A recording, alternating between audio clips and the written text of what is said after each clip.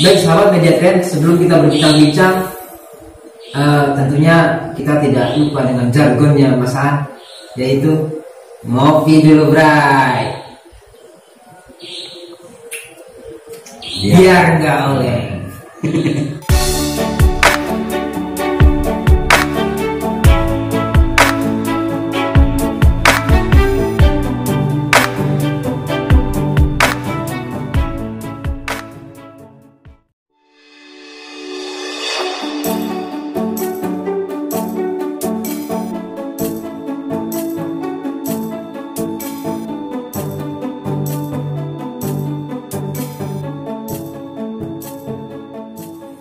Assalamualaikum warahmatullahi wabarakatuh. Sahabat DM, alhamdulillah pada sore hari ini kita mengunjungi kediaman sahabat Anwaruddin. Beliau adalah kolektor, beliau adalah pelestari golok Nusantara atau pedang golok Nusantara, dan channelnya juga PGN pedang golok Nusantara. Hari ini kita agak sedikit nyeleneh, agak sedikit nyentrik untuk membahasnya karena tidak seperti biasanya misalnya. Karena beberapa kali saya pernah membahas soal pesantrenan, dunia pesantren atau bahkan pro dan kontra terkait fikih, terkait akidah. Tapi hari ini saya sedikit akan mengutip soal sejarah karena kaitan dengan golok. Ini saya tidak akan membahas sebuah golok atau mereview ratusan bahkan mungkin ribuan golok yang ada di sini.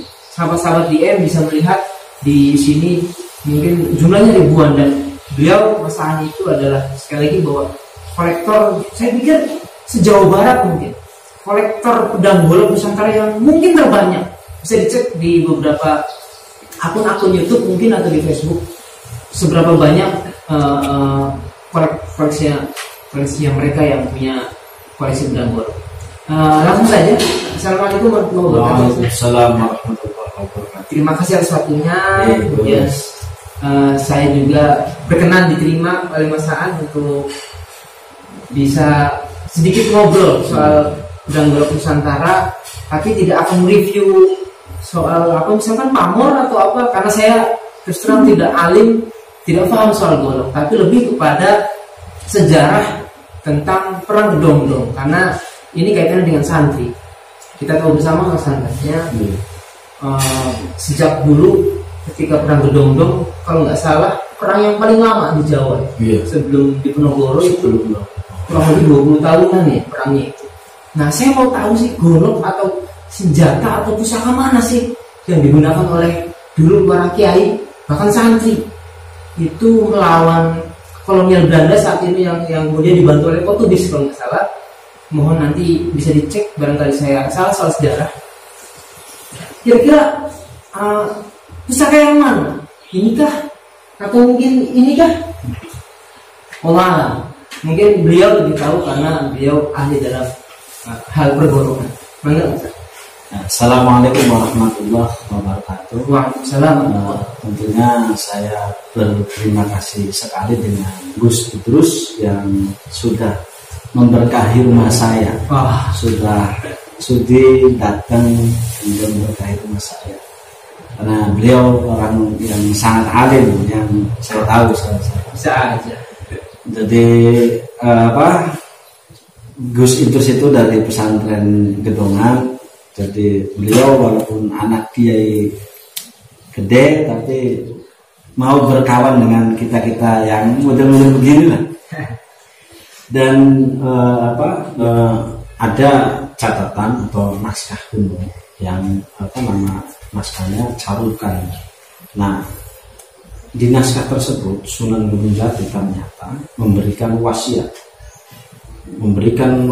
Nah, di antara wasiatnya di antara wasiat Sunan Gunung Jati yaitu beliau berpesan kepada para empu untuk membuat atau memproduksi pusaka-pusaka.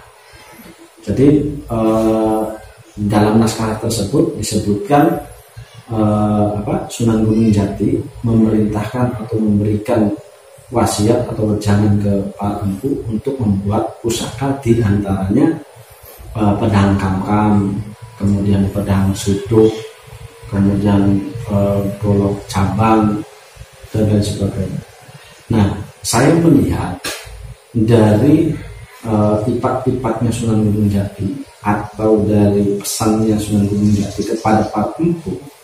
Jadi saya menganalisa Sunan Gunung Jati ini, analisanya sudah begitu tajam, begitu dalam, terbukti ketika beliau wafat, kemudian penjajahan masuk ke Nusantara, termasuk kemudian ke Cirebon, dan pusaka-pusaka ini atau pedang, golok, suduk ini akhirnya menjadi senjata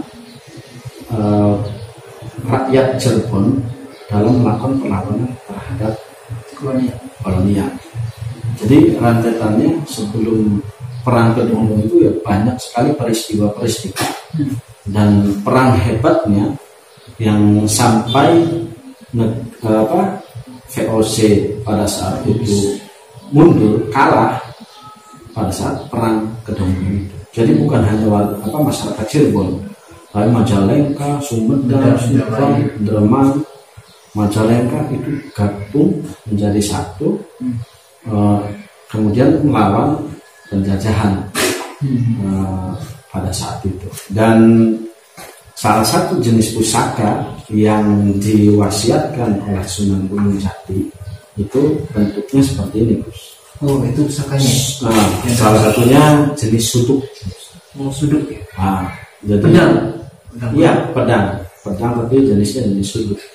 Suduk maru lah kalau di ini ya, suduk maru. Jadi saya menggambarkan pada wasiat atau ipat-ipatnya Sunan Gunung Jati kepada para empu itu, analisa Sunan Gunung Jati ini begitu luar biasa sampai akhirnya pusaka-pusaka yang diwasiatkan oleh Sunan Gunung Jati kepada para empu ini bermanfaat pada saat melakukan perlawanan terhadap penjajah. Jadi ya Gus itu juga mungkin tahunya Sunan Gunung Jati itu kita semua tahunya Sunan Gunung Jati itu wasiatnya langsung titip tadi juga kondisi. Tetapi ternyata di naskah carukannya tidak hanya itu, tapi bagaimana menguatkan negara atau kerajaan atau kekuasaan.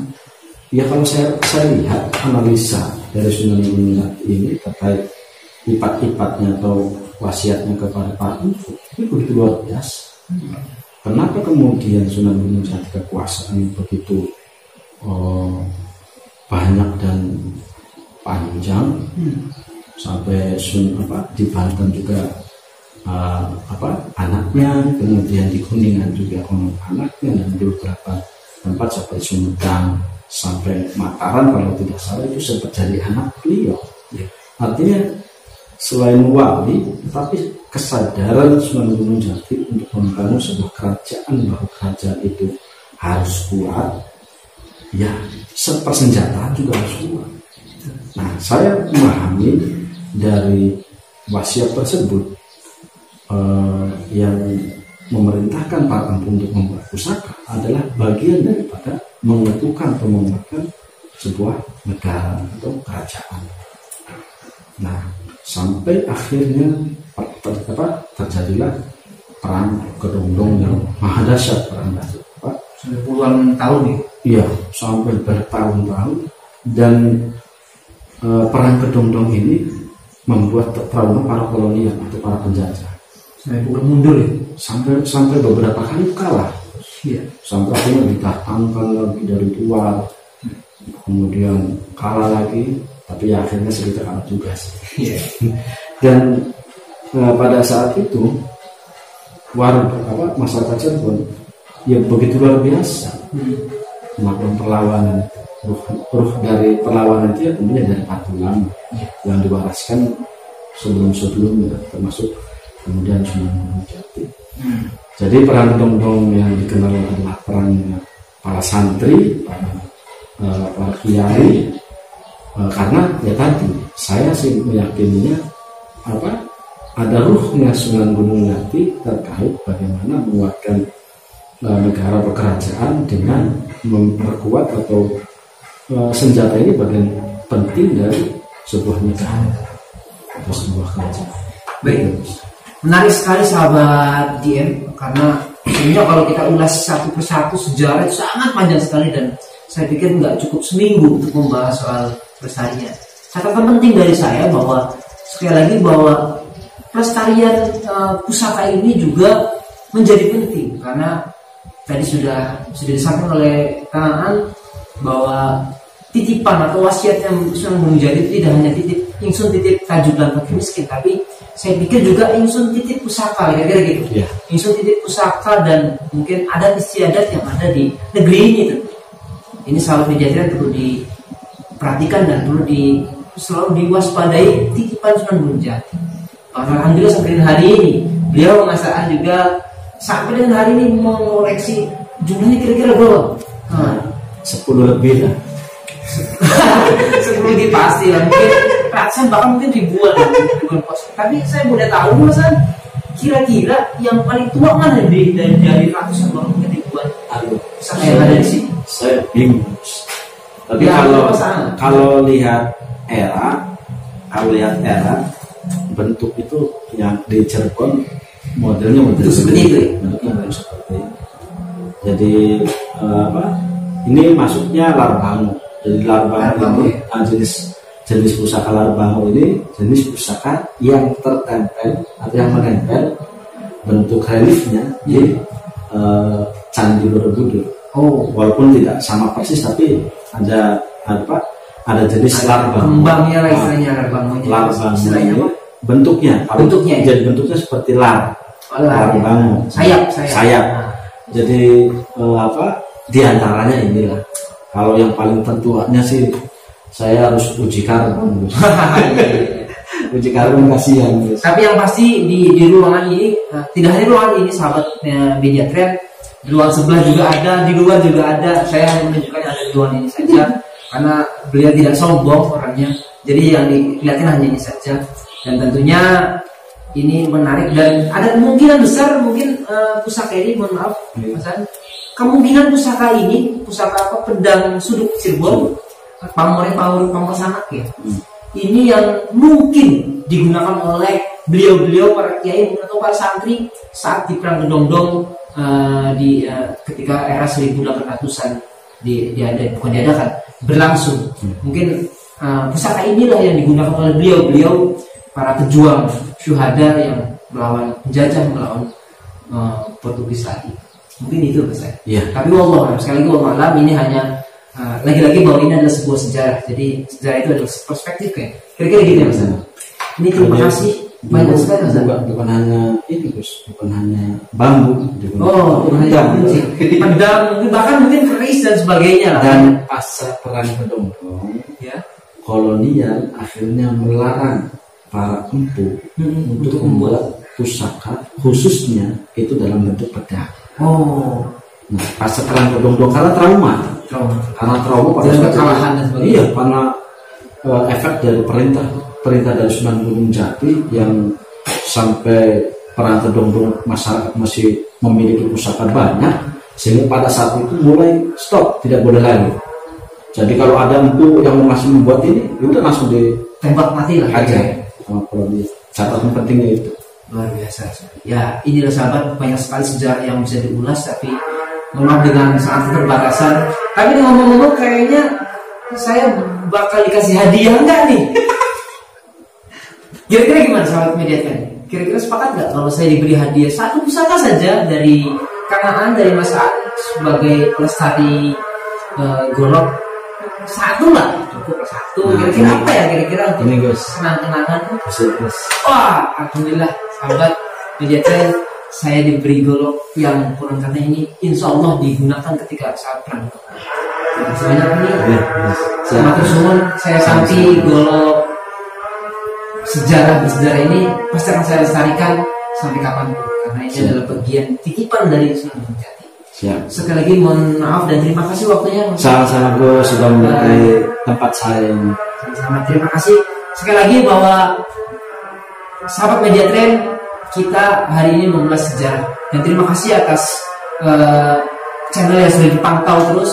Jangan lupa like and subscribe channel Media Trend, dan tentu jangan lupa juga like and subscribe channelnya apa mas? Pedang Golok Nusantara. Pedang Golok Nusantara. Terima kasih dari saya. Wassalamualaikum warahmatullahi wabarakatuh.